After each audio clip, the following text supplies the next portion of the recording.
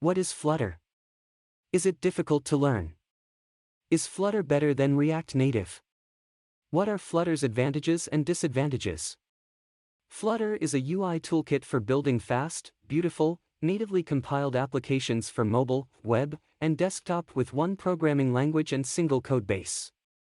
It is free and open source. Initially, it was developed from Google and now manages by an ECMA standard. Flutter apps use Dart programming language for creating an app. It makes the app development process extremely fast because of the hot reload feature. This feature allows us to change or update the code are reflected as soon as the alterations are made. It provides the smoother and seamless scrolling experiences of using the app without much hangs or cuts, which makes running applications faster in comparison to other mobile app development frameworks. Flutter reduces the time and efforts of testing. As we know, Flutter apps are cross-platform, so that testers do not always need to run the same set of tests on different platforms for the same app. It has an excellent user interface because it uses a design-centric widget, high development tools, advanced APIs, and many more features.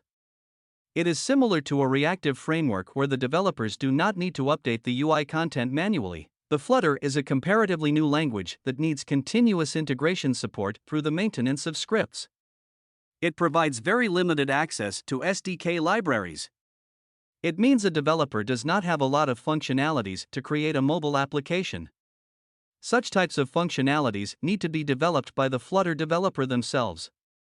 The Flutter apps do not support the browser. It only supports Android and iOS platforms. It uses Dart programming for coding, so a developer needs to learn new technologies.